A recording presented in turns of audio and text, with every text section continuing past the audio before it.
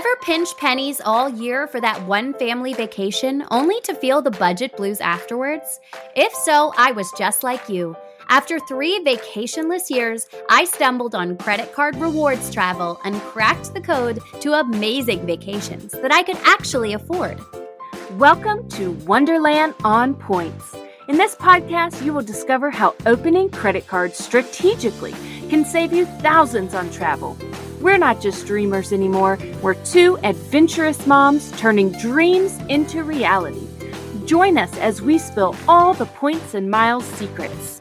And contrary to popular belief, you don't have to spend $1 million to earn 1,000,000 points. Traveling on credit card points isn't reserved for those with overflowing bank accounts. It's for everyday people like you and me, learning to turn routine expenses into free travel. Consider us your points travel guides. This is Wonderland on Points. Let the adventure begin. Welcome back to the podcast, everyone. We are so excited that you are here.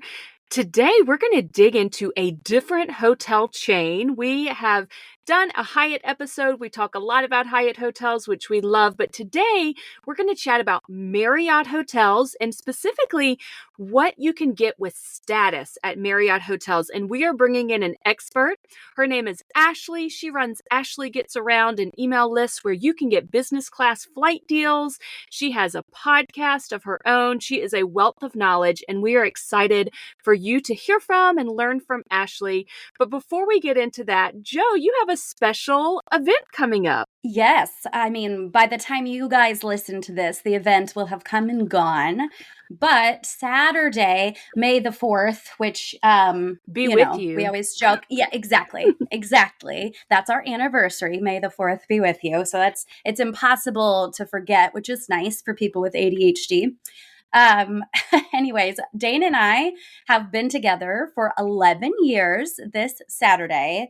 And I was just thinking about how funny it is that celebrations are so different now than like 5 years in. Now, sometimes we do take little weekend trips. And originally we were talking about getting away this weekend, but instead, what we've decided to do is have Juliet's best friend come over to spend the night because we love her. She's like our second daughter.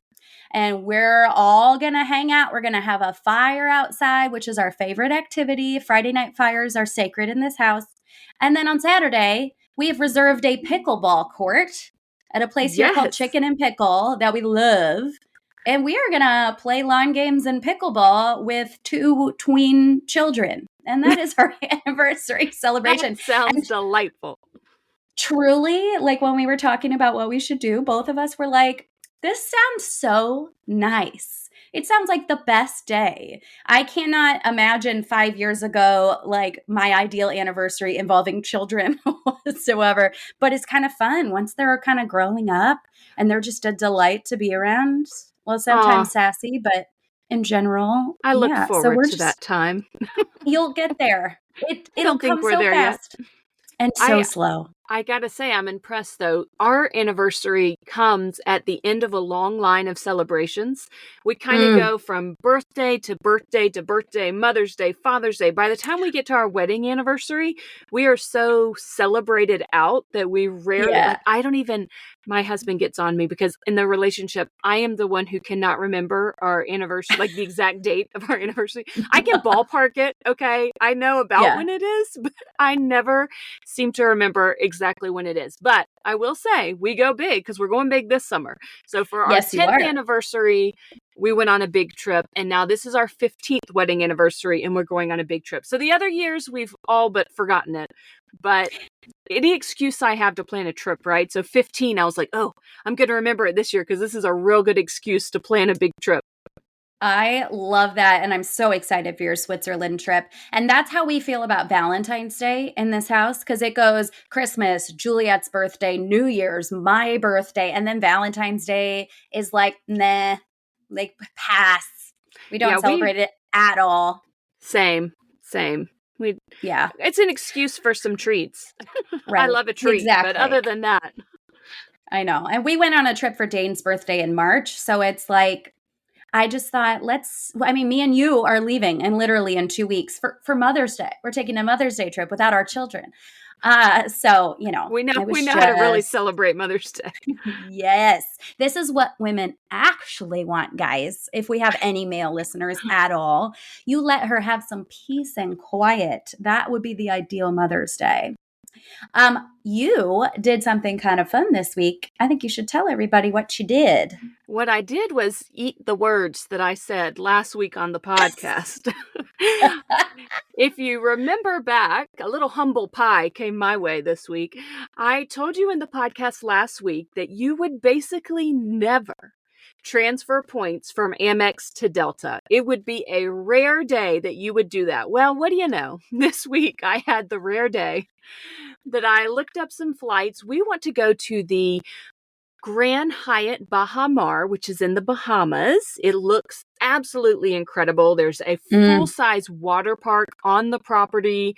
There's a golf course and lawn games. There's so much at this resort. And so we are going to go there in January.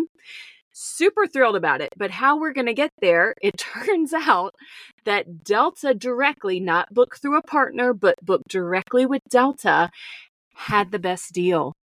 It was only 10,000 points per ticket. It was actually 9,500, and I splurged for a little bit more flexible ticket, which was 10,000 points each. So I know, look at me. It's funny. I told my son we were flying Delta, and he was like, what? Like fancy people? Yeah, you get a TV. Even he knows that normally we're on the budget Southwest Airlines, but 10,000 points per person. So it's 50,000 points for our whole family down and 50,000 points for our whole family back. So round trip, family of 5, 100,000 Amex points that I transferred to Delta. Now, it is worth noting another reason why you really don't transfer directly to Delta unless you have to, unless that truly is the best, is because they do charge a fee for transferring points to a domestic airline. You don't have to worry about that if you're transferring to Virgin Atlantic, Flying Blue, the other international programs. But for Delta, it's a small fee. It's not a lot, but we did have to pay a fee. So even with that fee, it was the best option for us. Everything is booked. Both directions. I thought about you, Joe. I was like, let me make sure that I have my flights booked. Make sure you get that confirmation email. Both ways. So we are pumped. And yes, there can be situations where you transfer points to Delta, but I was shocked. Rare. It is rare. 10,000 for a Delta flight is wild to me. So, but the Grand Hyatt Baha Mar, that's not a free breakfast place. So is there like a club upgrade or what you going to do there? Unfortunately, they have one of the clubs that did not reopen after COVID. So they do not have club access. And that is the one downfall to that resort. It's an unbelievable resort. People give it rave reviews, but the food is expensive. So I've been watching a lot of YouTube videos about it. And the recommendation tends to be to have it's only about 15 minutes from the airport, so it's not far, but there is a grocery store. So just have your taxi or whatever, your Lyft, however you're getting to the resort, stop by a grocery store on the way and grab some stuff for sandwiches. Another downside to the hotel is they don't have a mini fridge in the room that you can actually use to keep stuff cold. The mini fridge is completely stocked with things you can purchase, but there's no extra room for you to keep things in there. You can take them out. I've done it before. You can take the things out of the mini fridge, set them up on the counter, write a little note to housekeeping if you want, and be like, I'm not purchasing these. I just need the space in the fridge. It's okay. I've done it. Well, that's a good thought. I will look into that. I know you can rent a little mini fridge for about $50 a day, from what I understand. That is bizarre. I know. But if you have an infant who needs like formula or breast milk, you can get one for free. They will give you that.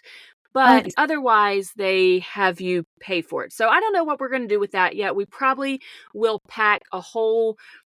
We always take at least one rolling suitcase or a carry-on suitcase that is just packed with snacks. I go to the grocery store ahead of time. Anything, I Costco. pack a whole little suitcase. Yes. Yeah, with snacks. So we'll definitely take that and probably stop by the grocery store. There's also, we don't really drink, but there is a liquor store also near the grocery store that some people say, go ahead and stop if you do want to drink some alcoholic beverages. They are very expensive at the resort, and That's it may smart. be cheaper Just make your if you own. buy it ahead of time. Yeah, make your own in your Orange tumbler. juice and champagne. That's all you need. So there you go. But we're very excited about it, especially after I pulled Hawaii back from the kids, right? They thought they were going to Hawaii. Yeah. I canceled But that. this And was that's actually the way cheaper. Way cheaper. way cheaper. I mean, if you remember, I was having trouble getting Jared a flight back. That's my husband's name, a flight back from Hawaii for less than 50,000 points just for him. And now we paid 50,000 points for the entire family to fly back. Yeah. So much better deal. And we did use the points that we used. It's 25,000 points per night when we're staying there. So we're going to stay for 4 nights, 100,000 points. And I had those points in my Hyatt account from canceling the Hawaii trip. So that's kind of our reschedule from Hawaii to the Bahamas. I cannot wait to hear about it. I'm sure everybody feels the exact same way. So we'll dig into that as you get closer. If there's more things to share or when you get back, we'll do a whole deep dive on that because that one is going to be amazing. But I think we should go ahead and let everyone listen to our episode with Ashley Gets Around. Joining us today, we have Ashley on the podcast. She is the creator of an entire Points and Miles travel conference, people. She is a boss lady who has made an email list that we mentioned at the top of the show where you can get business class flight deals. She is a podcast co-host, Travel Chat with Ashley and Emily. Ashley, another fun fact about you, as if that was not enough, you have also been to every single Disney park around the globe. I am in shock by this. I am obsessed with Disney, slightly. So I'm now an annual pass holder at Disney World. So shout out. I had been to all the Disneys in Asia except for Shanghai before COVID. And so I was just missing Shanghai. And then last fall, a friend of mine, we did all the Asia parks. And so I went to Shanghai Disney. And then funny enough, like a few weeks ago, I went back to Hong Kong Disney because I had a layover. And I was like, well, the new Frozen Land's open. So I should just like pop over from the airport and go to Shanghai Disney or Hong Kong Disney. So I did. So if I'm ever in a city where there's a Disney, yeah. I realized that like last year I went to Disney enough times in Florida that it would have saved me a bit of money being an annual pass holder. But I think that's a fallacy because once I got the pass, I was like, well, I need to go back now, which meant I would have to spend money on hotels. But I will say I stayed on property recently for under $100 a night because they do big discounts for pass holders. Like you get a huge discount on hotels. So I stayed on property for really cheap over Thanksgiving at a moderate resort for like $150 a night. It was like a huge discount. So if I can't find like availability at Swan and Dolphin, which is my preferred because of Marriott, my preferred hotels, and I'll just go down for no notice. Like last time I was like, I'm going to go to Disney today. And I like booked a flight and like went. I love that. Just last minute spontaneous on the fly to Disney. That is amazing. I'm glad you mentioned the Swan and Dolphin because we are going to, in a little bit, dig into Marriott and status with Marriott. But before we do that, tell us a little bit just about how you originally got into traveling with Points and Miles, because I know you had a whole nother career before this became your kind of your life is travel now, and that's your full-time job is supporting people with traveling with Points and Miles and business class deals. So what first got you into it? I always wanted to travel. Like my family didn't travel. Like I didn't even go out of the country until I was 21. I went to Paris for Christmas in 2008. And I was just instantly hooked. But as a kid, I like watched Rick Steves and Samantha Brown, who I got to meet last year. Super cool. Ooh. And I was like super obsessed with these like travel shows, probably because like I had a bunch of siblings and I was just trying to get out. Before Instagram, before TikTok, I was reading blogs and all these people were like, oh, I'm back. I saved like $10,000 to go off and travel for like months at a time. And so then I sort of just got into Points and Miles that way. And like in college, like I didn't make enough money. Like I couldn't get the credit card sign up bonuses. So I was kind of getting miles other ways. Like I started to kind of hack, oh, if I book this flight as a special fare, I'm going to earn more miles. Or if I credit this flight to a different airline program, I'm going to get more miles. And so I started going down the rabbit hole of fare codes and alliances. I saw like a mistake fare for a business class ticket. And I was like, wait a minute. People don't realize like when you're booking a really like a cheap business class flight, people forget to take into account that like you can sometimes earn 50 or 60,000 redeemable miles on one flight. Wow. And so like probably the biggest one I did is I did a week where I went to Brazil twice in 1 week because I just back to back, like literally I just basically spent the entire time flying. But the 2 tickets in business class were both $475 round trip in business class. What? So yeah. So, and I got them to code as a special fare because I booked them a weird way. And I earned like over 60,000 AA miles with those 2 flights. And so I got and I earned status. Like the people just don't get it. And like, yeah, I spent $1,000 and like, I probably would have spent more than double that. Like I probably would have spent up to 3,000 for those flights because of the number of miles that I earned. I locked in executive platinum status. Is this the kind of stuff that you teach people on your business list, like your paid one? Or okay. No, this is the course. No, because people would be so confused if I started talking about points and miles in these emails. If there's a deal that's really good for AA earnings, I will say, hey, it earns at partner rates. So like book it through here, credit to American. And then I'll say, if you're EP, you earn this many miles. If you're Platinum Pro, you earn this many miles. And then I'll kind of lay out the miles so people can kind of see, but I don't go into depth. I do go into that in the AA course specifically, but like you could go down a rabbit hole and be like, okay, well, if I book this really cheap, like Saudi flight, but credit to Delta or credit to Virgin, you can really manipulate it to where you're earning like a ton of miles. So those 60,000, I mean, it was over 60,000. I'd have to go back and look at how many, but it was almost enough for a one-way flight in Q Suites from Uganda back to the US, like the next month. So I did this like trip to Brazil. I used those points not only to get status, but then I redeemed them for a flight back from Uganda like the next month. And it paid for like 95% of them. So like I basically spent $1,000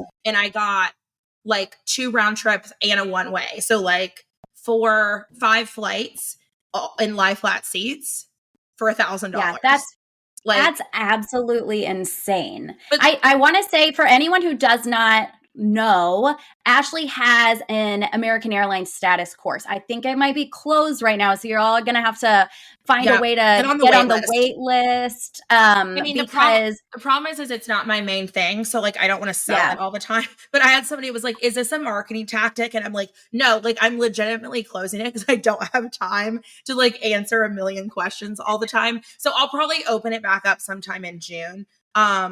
But yeah, I mean, you can join the wait list and it just closed sadly, but it did. But can you tell everybody what you think the benefits of American Airlines status are specifically? Because I think we chase points and miles deals a lot, but I don't think we always understand status and what it gets you. Yeah, I don't think people understand that at all. Okay, before you hear the rest of today's episode, we have a new Facebook group and we want to tell you all about it. If you're like us and you love exploring new destinations without breaking the bank, you're going to want to join. We've launched this exclusive Facebook group dedicated to sharing tips, tricks, and insider secrets on maximizing your travel experience using points and miles. So whether you're a seasoned pro or just dipping your toes into the world of traveling on credit card rewards, this is the perfect community for you. Plus, you'll have a chance to connect with our amazing listeners, ask each other questions, and learn from each other's experiences. So if you're ready to take your travel game to the next level, join us in the Traveling on Points, Wonderland on Points podcast Facebook group. You can find the link for the group in our show notes or just search it on Facebook. We cannot wait to see you there sharing your travel stories and picking up some new tricks along the way. Okay, let's get back to the episode. I feel like a lot of points and miles people that I know that I'm friends with are like so cheap. Like they're like the extreme couponers of travel, and Yes. which is fine. Like there's nothing wrong with that. But like if you're willing to spend a little bit of money, like you can end up like 10xing your experience. So yeah, so like, and people don't realize that it saves them money. Like if they just, especially if they're traveling a lot as a family, and you can do it with your everyday spend. So that's why I have an AA course specifically, is American Airlines completely revamped their program a few years ago. And now you earn points towards status from like 20 different ways, and they're not flying. Like you can literally earn status and never get on an American Airlines flight. There's a few ways of looking at it, right? So there's one way where you're like, okay, I just want to put this into my points and miles strategy, where you're already spending money. You can use that with whatever credit cards you want. So you're able to stack it. And then on top of that, you're earning AA points, which if you hate American, fine. You can fly Qatar, you can fly British Airways, Finnair. I mean, I love their partners, and I find like such good redemptions with AA miles that I think they're super valuable, way better than United and way better than Delta. And so then like what a lot of people don't realize is like you can earn even low status, like even gold status gets you a free checked bag for everybody on your itinerary. Wow, that's so huge. like if you're taking your kids to Europe and you have 2 kids, and you're checking, everybody's checking a bag, that just one way saves you like over $300 with how expensive those checked bags fees are. And then you're also getting main cabin extra seating for free. And I've had status for years, so I didn't even realize how expensive it was until I was booking my friend's flight back from Italy and to put her in a window seat, because we booked last minute. There were no windows without paying for them, was over $100, because they block off so many seats for status and so many seats for main cabin extra. So if you're thinking like your family, like say you're going on points and miles, you're using, and this doesn't matter if you're using Avios, you can still put in your AA number, so you still get your status benefits. And like, so say you're taking the kids to Europe and there's 4 of you, well, just picking seats together, that's like between $70 and $100 a person for those like extra legroom seats and the check bags. And then you're getting, I mean, if you're a drinker, you get booze, but like I'm not a big drinker. And then you're getting priority check-in. And at most airports, it doesn't matter the level of status. So like most of like Charlotte, any of those airports, doesn't matter if you're low status, mid status, or top tier status. It's the same like priority line, and there's nobody ever in it. Interesting. Wow. And so you're getting a lot of things, even with low status, that I'm like, okay, but if you're traveling to Europe with the kids once and you're flying American, like even having low tier status is enough for you to save like $1,000 with the extra fees. And you know that your family's sitting together because you're able to pick those main cabin extra seats. Now, one of the caveats is for gold status, you can't pick those seats until check-in, but typically they're still open. Like, unless you're going really high season, and you still get seats. They still block off seats for status members that aren't main cabin extra. So even if you have Ruby status, you're more likely to be able to pick seats where your whole family can sit together. And then you're earning all of those points. You get upgrades. Gold won't get as many upgrades, but like this year I'm at like 90% for upgrades. Like the only upgrade I've missed was a Charlotte to Dallas flight, which makes sense because it's base to base. So you're going to have a lot of elite travelers. And even at top tier status, I think I was like number 3 on the upgrade list, and there were no seats. So like I knew I wasn't getting that upgrade. And then there was like one other random upgrade that I didn't get. And it was because I booked the flight like the day before. So an upgrade meaning like you booked a lower class flight, but they would bump you up to business class for free. Yeah. Like I sit in first class all the time domestically and don't pay for it. Wow. That's amazing. And not to give away too much from the course, but are you talking about the shopping portal is how? Yeah. So there's the shopping portal. There's like AA hotels. There's tons of different ways to do them. But yeah, I mean, you can basically like just use the shopping portal and get status pretty easily. I got 5,000 points from doing a Blue Apron box. I got one Blue Apron box for $25 and then I skipped all the rest. And then I canceled it and I got 5,000 miles. I felt pretty good about myself. That was my first American Airlines points ever. because I haven't even ventured into this world. Well, and once you get status, like other people don't realize is once you get a certain number of points, you get a 20% and then 30% bonus. So like for me, I'm currently at a 30% bonus because you get it for 6 months. So even though I earned it last year, I'm still benefiting from it. Like there's all these hacks that people like don't know that I like explain in the course. And again, this is not a pitch for the course. Like you could find this information. If you want to go down a rabbit hole, you could find all this information yourself. It's just going to take you a while to do it. And so for that 5,000, I would earn like actually like close to 7,000 miles. And that's all towards status. Oh my gosh. I wish that I had signed up for your course. It was like not in my budget, but I also don't think I fully understood. I just didn't really quite understand what was going to be in it. I'm very interested in AA status, but I didn't realize like, whoa. I don't think people realize it. I think that's why people are like, why do I need this? And then I'm like, well, this is why. And it's really hard to explain that in an Instagram minute video. You know what I mean? You've sold me. You're sweet. I will be on it the next time because that's amazing. That. But yeah, I mean, it's just another way to like travel hack. I even said last year, I was like, the conference is also for me. Like some of these sessions I need, like some of the more advanced sessions. And like, I feel bad when people message me and they're like, okay, so like I've got this card and this card and this card. Like what card should I get next? And I'm like, let me Google it. You're like, that's not what I do. And also my favorite cards are not the cards that other people like. So like I'm an Amex girly through and through. Love Capital One. I think like the Capital One Venture X is like one of my favorite cards. And also the other thing is I had a bunch of cash back Capital One cards. And people don't know this very well, but they should. Is that like the Spark, Business, all of those cards are cash back, but you can convert them to Capital One miles. So actually the two, I think one of them is even 2.5% cash back. I actually earn more points if I use the cash back card because I can transfer them. So I'm actually earning 2.5 miles per dollar instead of 2% cash back. Talks about that. Do you is it like Chase? Do you have to have a specific Capital One? Do you have to have like a venture? You have to have either a venture One, Venture X, Capital One, Venture X Business. To convert it, I probably have like close to 500,000 Capital One points at this point. And so I'm just waiting for a good transfer bonus to be like, well, mama's going to Bora Bora. Yes.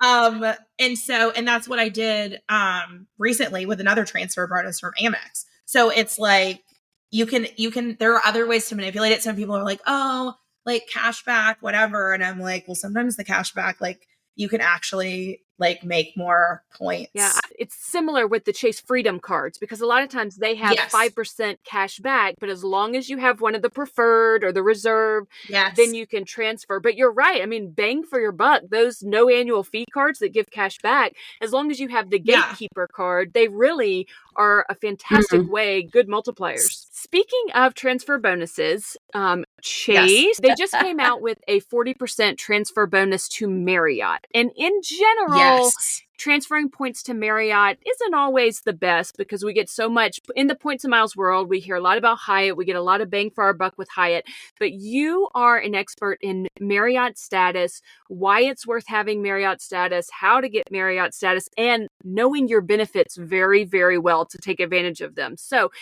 like AA, where you could almost buy your way into status without even flying, are there any like tricks or tips to earning Marriott status quickly? Like what's the best way to get to Marriott status? So you can open multiple credit cards and every year you'll get 15 nights. I think you can have up to 2. I'm not sure. Don't quote me. I have 2. So I know I get 30 nights every year. Well, that's automatic status. And then one of the cards I get gets me gold status. And there is a higher end card that'll get you platinum. I don't know if I would. I mean, it depends, right? It depends on like your travel or whatever. But like every year since 2020 in Q1, they've done this double nights promotion. And I think last year I got like 13 nights that were like free. And this year I think I'm up to like 15 nights that I got for free. And so like you could really manipulate that into getting you higher status. I would say that benefits really start at platinum because you're getting like suite upgrades if they're available. I will say Hyatt usually does a better job at suite upgrades for globalists. And here's my argument is like, I travel so much, typically like not as much earlier this year, but like last year I spent over 250 nights in hotels. Like I didn't have an apartment until the end of May last year. So I was just like bebopping around Southeast Asia. And like, I get it if you are like Hyatt because of Chase, like you have, I get it. Like the redemptions are great. You can take your family to Hawaii, like for one sign up bonus. Like I totally get it. But if you're a road warrior, I don't know how you would be able just to be with Hyatt. Because in a city, like you go to Paris, there's like 3 Hyatt hotels, maybe. I don't even know if that's right. Maybe 2.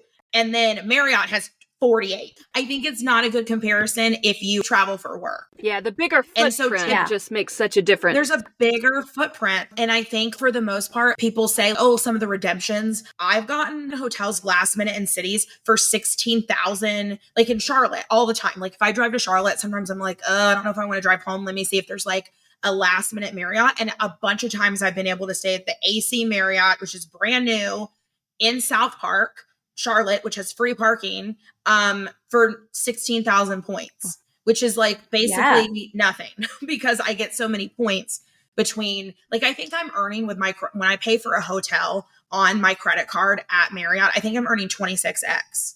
What? Like, I think it's like something crazy. Like it's like 20x or something. Like it's that's insane. You're earning a huge bonus with those credit cards. So like, while I definitely like, I don't have any American Airlines credit cards, which always shocks people, but I'm not going to get one probably. But like the Marriott credit card, like, yeah, like I'm going to keep the Marriott credit card because of how many points I'm earning on Marriott stays specifically. And yeah, they live in the Marriott program. But like I just did a redemption. This is like the craziest redemption ever. Emily and I, who have a podcast with, we're going to the JW Marriott in Masai Mara in December. Ooh. And I used 400,000 Marriott points. And a good 200 of them came from, well, at least 100,000 of them came from complaining. And so I didn't pay for those. And we're staying for 5 nights. And like, it annoys me when people are like, oh, this flight's $10,000. But like, actually, this hotel is very standard rates. If I had paid for 2 people for 5 nights, it was $16,800 because it's all inclusive. So like I'm getting, and then Emily was like, she doesn't have Marriott points. So she's like, I'll just give you Chase points. I'll go give you 200,000 Chase points. I'm like, this isn't a fair trade. Like I'm making out way better than you are. But yeah, if you're splitting it, like that's an incredible value to get for 200,000 points over like almost $9,000 in ROI. I like fancy properties, but I also like fancy properties that are $200 a night.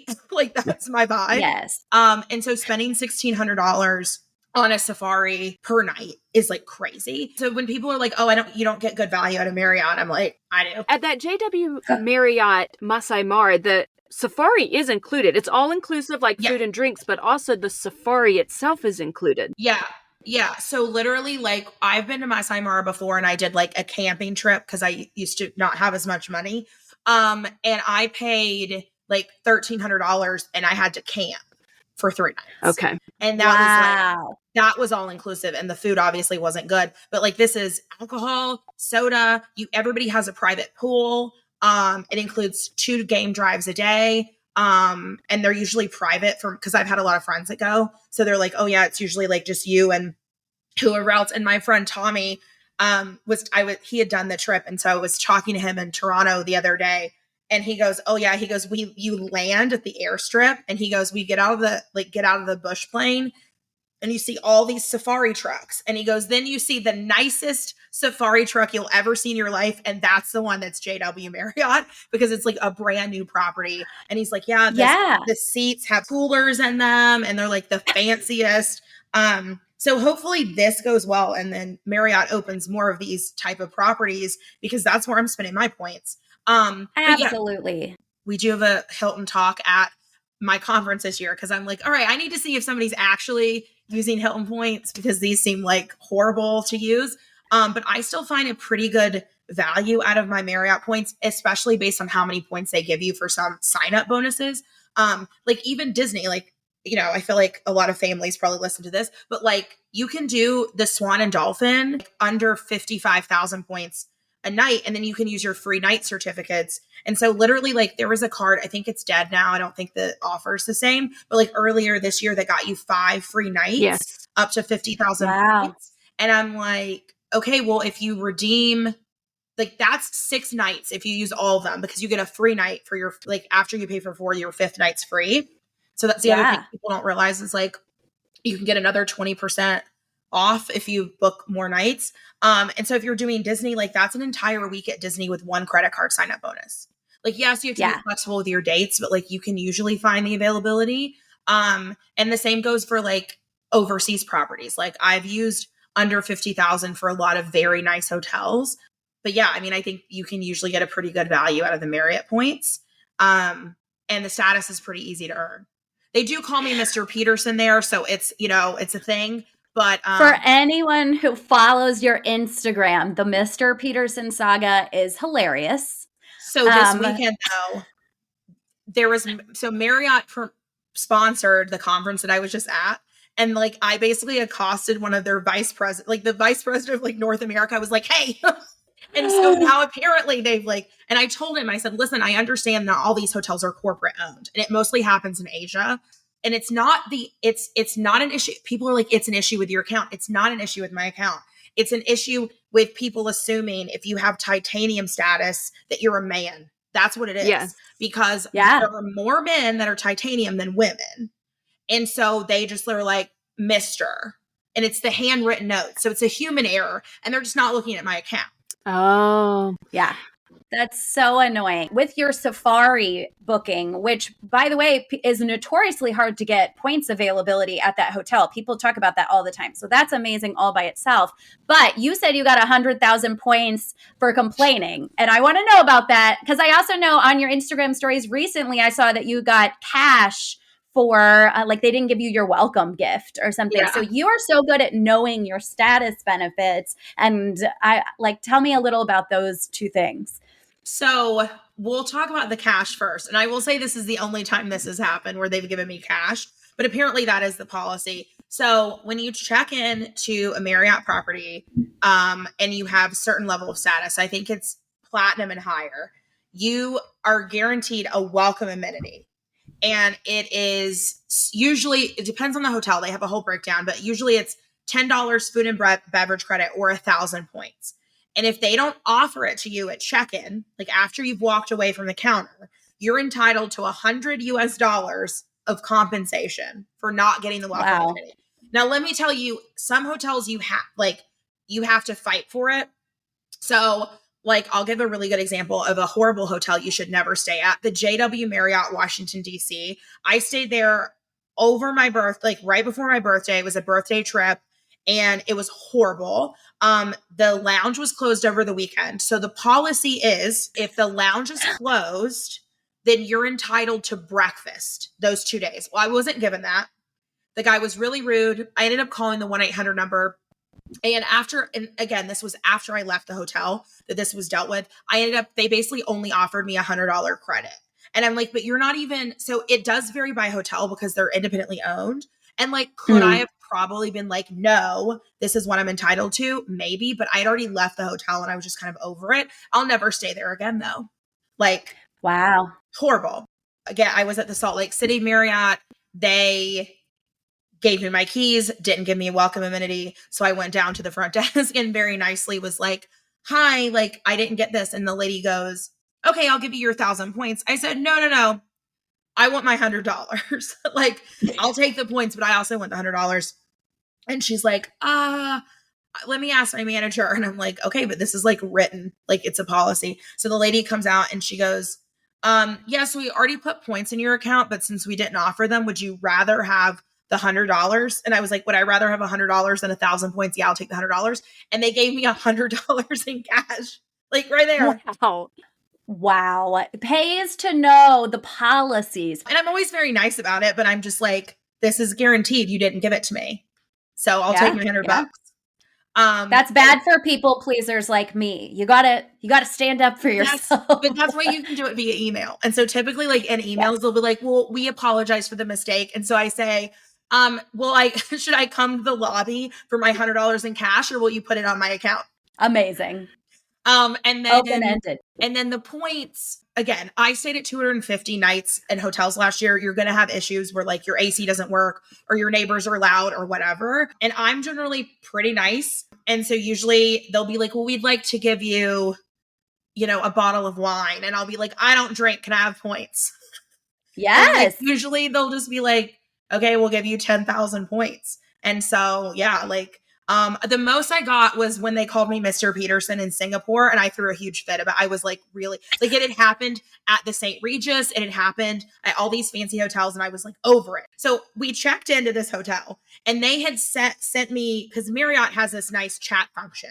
So I sent them a message the day before saying, "Hi, I'm checking in tomorrow, but our flight lands at 11 a.m. Is there, any way like I can either work from your club, which they usually let you do, or could I check in early? I prefer a suite, but totally get it if it's not available." And they're like, "Hi, Mr. Peterson. Thank you for your loyalty." And so I just said, again, ADD, no filter. I just said, "Just so you know, my husband recently died. There is no Mr. Peterson. It's just Miss Peterson now." And yeah, I got a suite when I checked in, which was nice.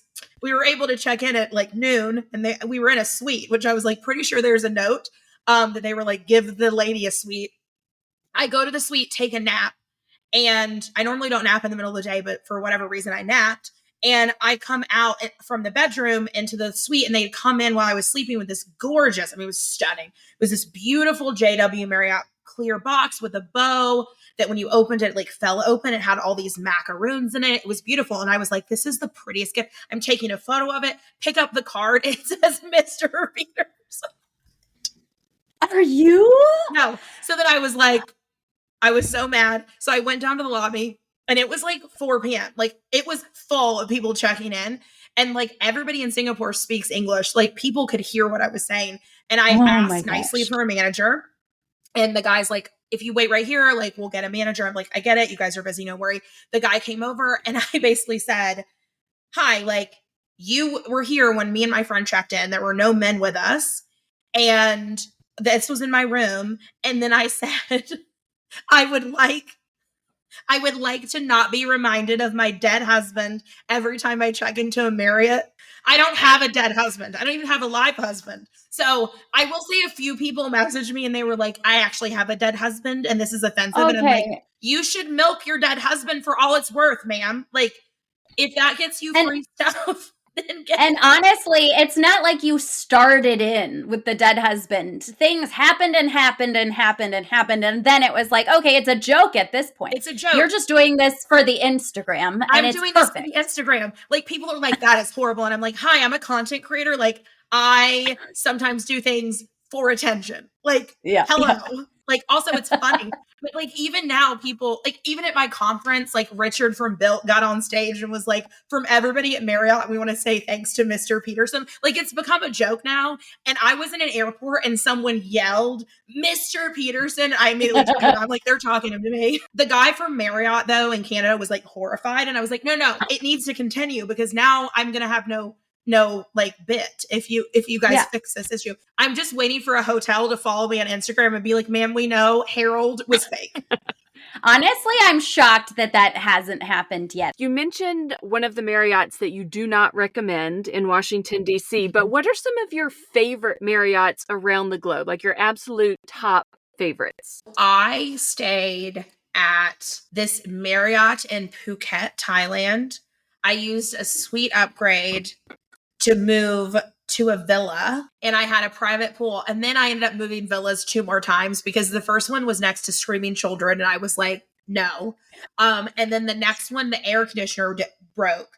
And so the second day, they finally moved me to what I assume is the biggest villa. And it was so nice. Emily and I were there. We had this beautiful, it was huge, this huge pool, oceanfront. And it's literally, because it's in Thailand, it's like $100 and something a night. And they even had rooms that weren't villas that were swim up rooms. So like even if you had like low status, you could be in a swim up room. And that was really nice because all of the rooms were like connected to the main pool. So you could literally just hop out of your room, go swim up to the bar and get like your food. So I really like that one. In Charlotte, the Bohemian in Uptown, I've stayed there a few times. Service is always great. They have an amazing club lounge and they're just super nice. It's a cool, interesting, like vibey hotel. And every single time I've stayed there, I've gotten a suite upgrade. So for free. Like I've not even asked. I'm like, yep, we put you in a suite. And I'm like, I love it. My people. Okay. That's that status.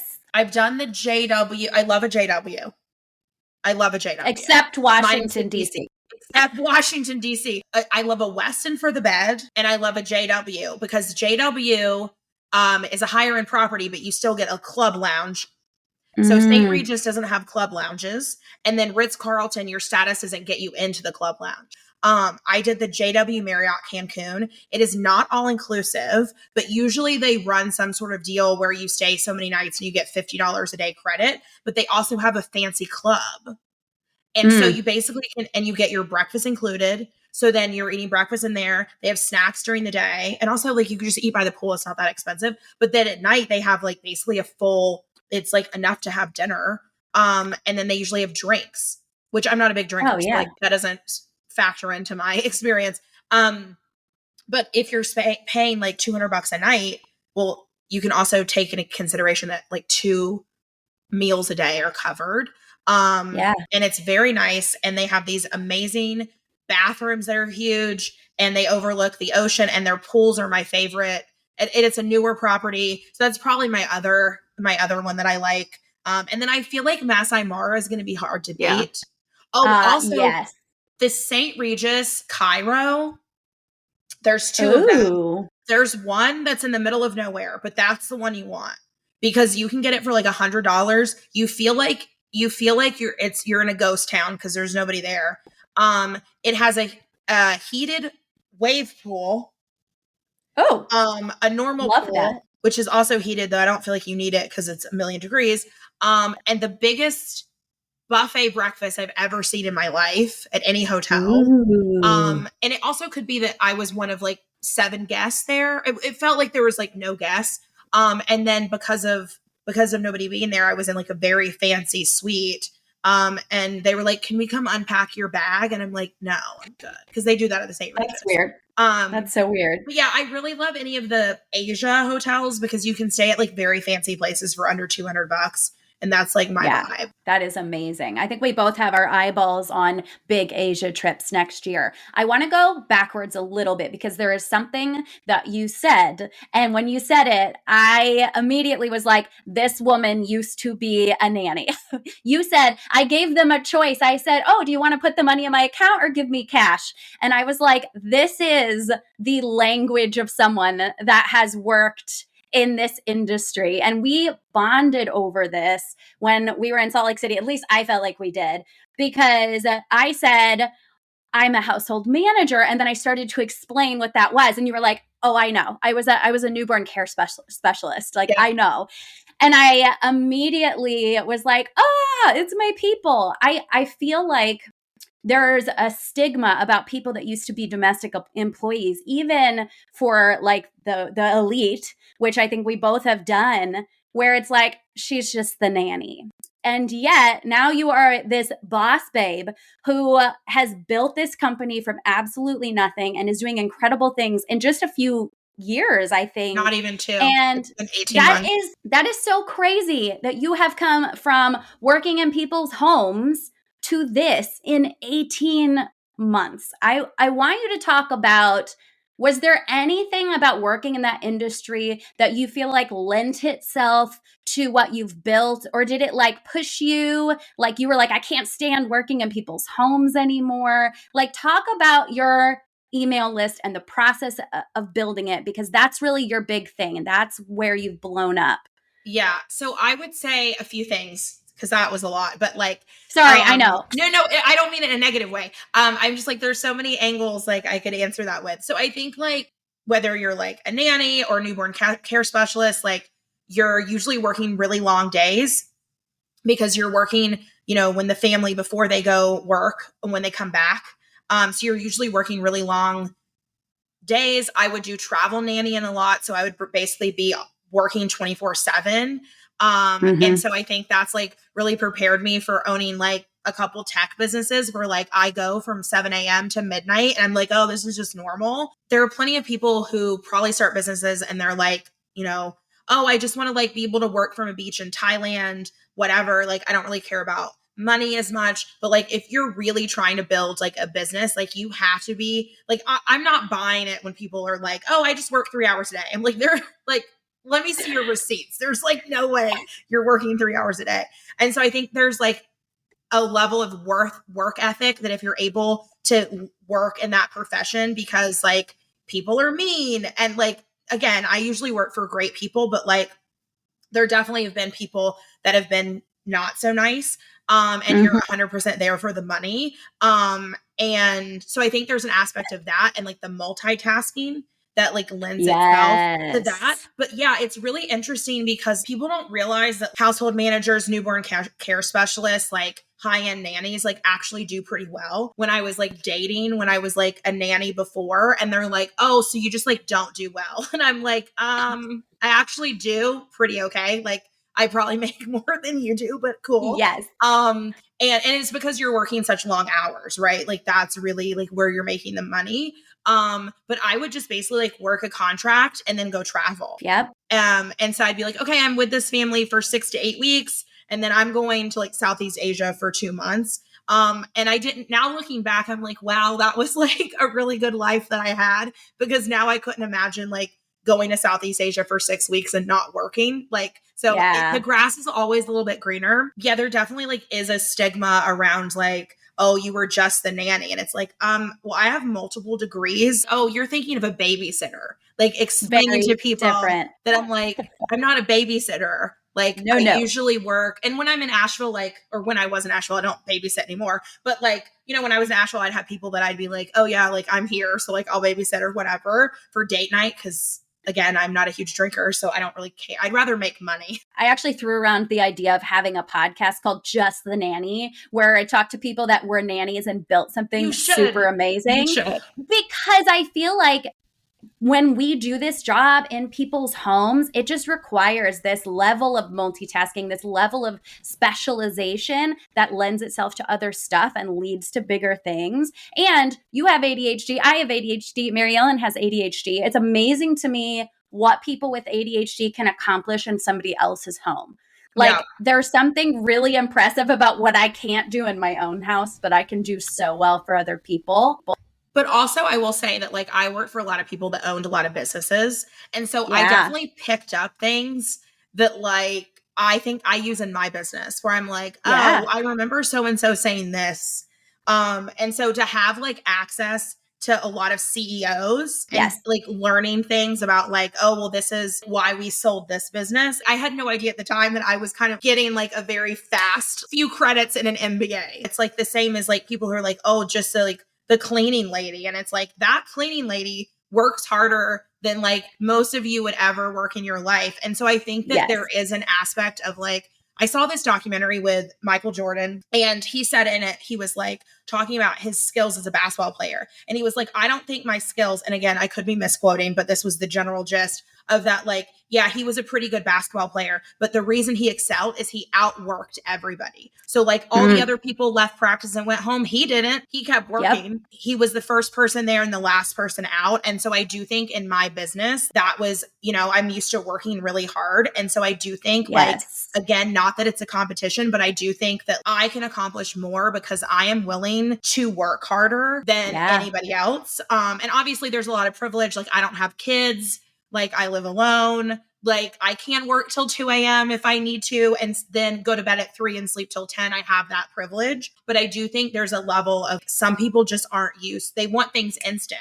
And I think like I'm very resilient and I'm like, oh no, you can push me down, but I'm going to get back up. And so I think there's that grit. And I feel like working in people's homes and like working for jerks gives you that grit. Like you just let things roll off you. But yeah, it's something I don't talk about because I just think it's really interesting that people are so like curious about. I'm grateful that you were willing to talk about it here because I think it's amazing. And I think more people need to understand. It's it's an exclusive interview with Ashley Gets Around. Yeah, you heard it here first, people. Heard it here Well, first. tell people what your business class list is in case they don't know, in case they want to sign up for it. And you can also tell us like how you got the idea too. I don't think we covered that. Yeah. So I basically, like, funny enough, I wanted to start an email list in 2018.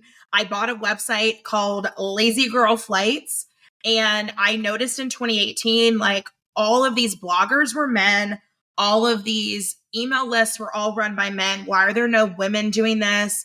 And I was finding better economy deals sooner than Scott's Cheap Flights or some of these other places. Not always, but like occasionally I would be like, I found that deal yesterday. Like, how did they not get it until today?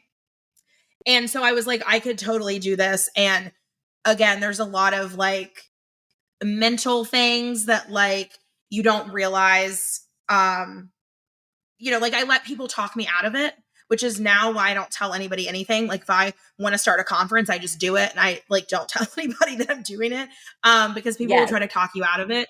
And I'm glad that I waited because obviously, in 2016, 2017, 2018, I wasn't flying business class. I'd never really flown business class except for work. And that was kind of like rare that I would travel that much for work. And so then in 2018, like late 2018, early 2019, I started finding cheap business class flights.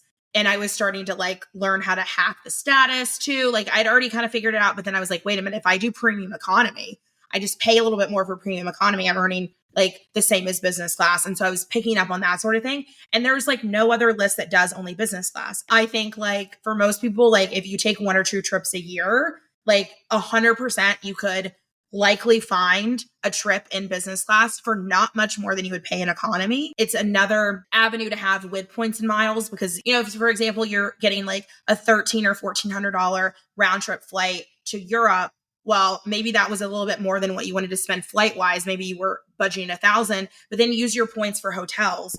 And then honestly, like once you fly in a lie flat seat, you don't want to do anything else but a lie flat seat. So I'm currently like the only woman in the space really, as far as the bigger lists go. And I'm the only one, male or female, that only does premium cabin. So I only send premium economy, which is about 10% of our deals. Most of our deals are lie flat business class, and then some are first class. Honestly, I was just posting on Instagram these deals and I kind of blew up. I got 20,000 followers and I was still posting like, hey, here's a cheap business class flight deal. A few people had said like, we would pay for this. Like, could you start an email list? And I knew like, I'm not going to do a free email list. Like, how would I monetize that? So I knew if I was going to do a list, you had to pay to be on it. So I threw up like a poll and I was like, would you pay for these deals? And like 1,000 people responded yes. And like 4 people said no. And I was like, maybe I should do this. So I was like in Thailand, I put up a wait list and I was like, here's the wait list. Like maybe I do this one day. I don't know. Open the wait list like a week later. A bunch of people joined it. And then I've just like continued to do it. And then out of that came a conference. So it kind of like snowballed. I have a free list and a paid list. The free list gets about 1/5 of the deals and then the paid list gets all of the deals. I don't send anything I wouldn't fly. So like there's a lot of deals we find that I'm like, well, I wouldn't fly that. So I'm not sending it out. It's cash deals, right? Cash deals, not points deals. Yeah. I mean, you could theoretically, if you had a ton of like Capital One points, you could erase the purchase. So like last year there was and I flew this flight that was $780 round trip flights to London, like in United Polaris. Like you could have done you could have erased the purchase. But yeah, I mean, like at that price, like why would you not go to London for $700 like in Polaris? Then what people don't realize is they're earning all those points. So you're kind of like up money. They're paying you to do it at some point. Like you're like, wait a minute, hold on. So Ashley, tell us how you actually sign up for the list, where we should go, what website we should go to. That's probably good information. And then I want you to tell us the conference this year. TravelMore is the name of the conference. Last year was its first year. It was in Asheville, North Carolina. And this year you're heading over to Dallas, Texas in November, the 8th through the 10th. Tell people what kind of things they can learn from coming to the conference. So you can find the Ashley Gets Around email list at ashleygetsaround.com. So the conference is for everybody who travels with points and miles. Our speakers, I think this is why people are confused. They think it's an influencer conference because last year I basically had my friends, I've like forced my friends to speak, and most of the people that I know in points and miles just happen to also have bigger accounts.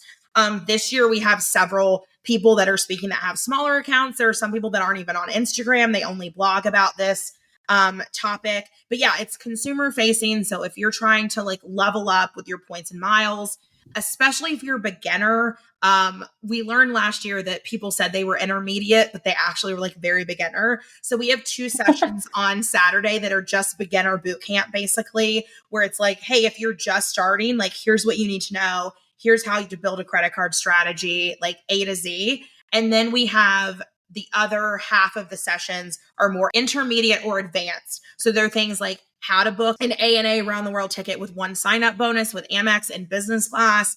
And then we have more kind of like higher end things of like, hey, here's how I earn 1 million Amex points a year. And like, here's exactly how I do it.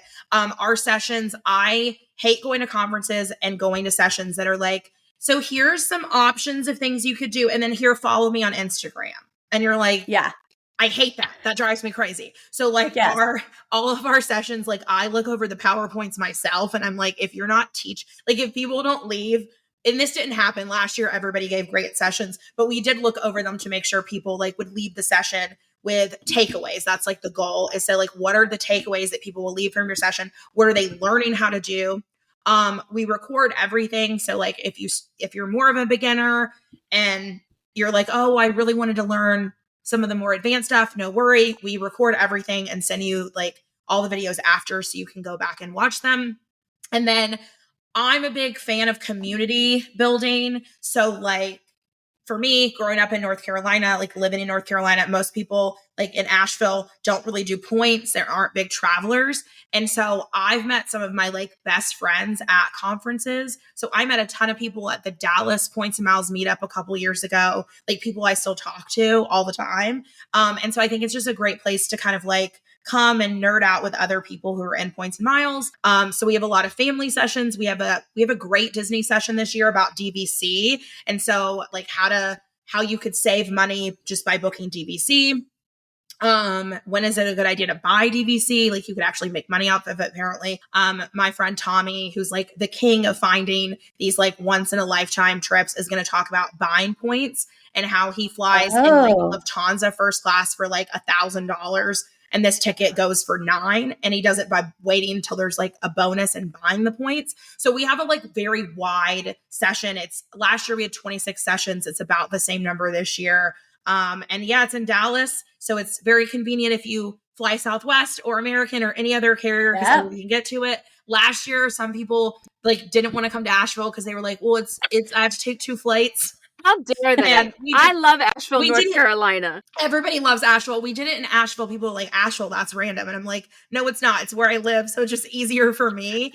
And yeah, so we do game night. We gave away a ton of cool prizes last year. We didn't have a Saturday night activity. We just did bingo. And then that was kind of it.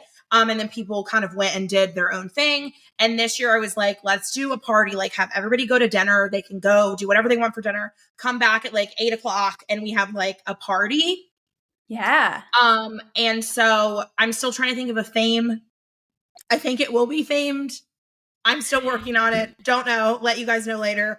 But hopefully I'm hoping to end it with silent disco because silent disco is really fun. And then I can pick like what's on all the stations. So obviously we would have a Taylor Swift station, and then whatever else. But yeah, I'm hoping for silent disco because it's super fun.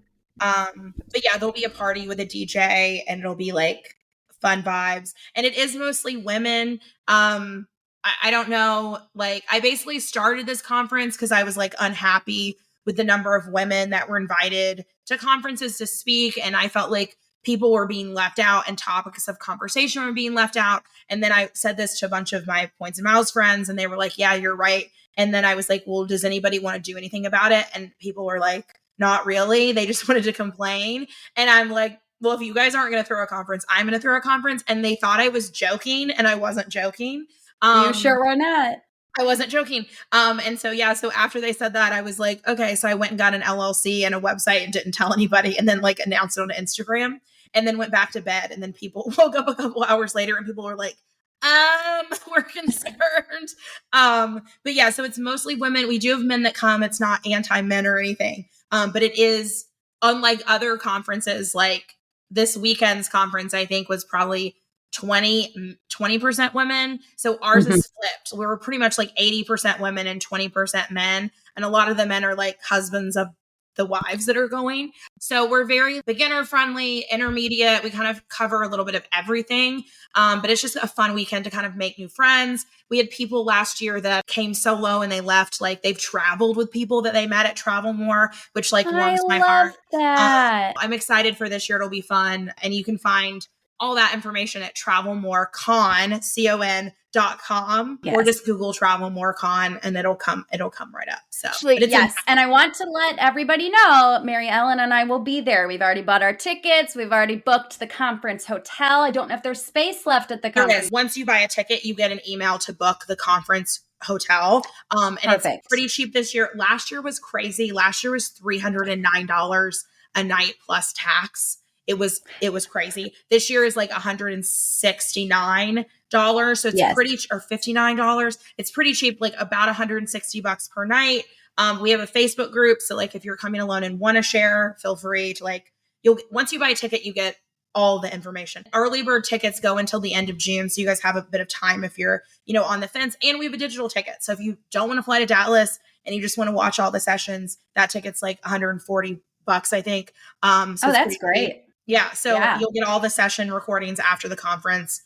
And yeah, like hopefully people come. It's like going to be a fun time. I'm excited. I hope so too. I hope Tons our of people are listeners coming. will join us. I will tell you, I bought a ticket last year and was supposed to be at the inaugural conference. Oh no. And at the very last minute, I had to cancel. And I was so sad about it. I did get the recorded sessions through my email, which was really nice. But this year, I am hoping to be there. We have our tickets, so I hope people join us. Thank you, Ashley, so much. Thank you for taking the time to join us today and talk about American Airlines and Marriott and business class deals. It was just so fun to chat with you. And I know that our listeners have gained a lot. My mind has kind of exploded a little bit when I think about status and the benefits of status and things that you could gain by pursuing that route, and not just always. We are pretty budget friendly over here, but sometimes it actually, you can gain so much value that it's worth it to pursue status. And I love that. We so appreciate you being here. And I think your story is fascinating. And I think that everyone in the Points and Miles community should be following you if they're not already. So we just really appreciate your time. Before you go, is there a creator on Instagram that you want to shout out that you think everyone in Points and Miles should be following? Oh my gosh. Okay. Well, in non-Points and Miles, my friend Emily Eats and Explores. We're like absolutely besties.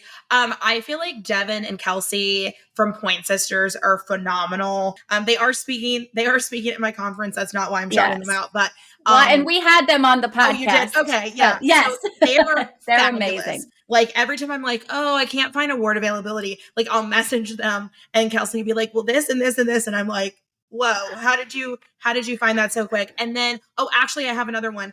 Allison, Lucky Tic Tac is her handle. Oh, I don't know this one. Oh, well, you should, because Allison is like a savant at award availability. So she's also speaking at my conference. I swear, this is not a plug for my conference. Like if you don't, should be. It's okay.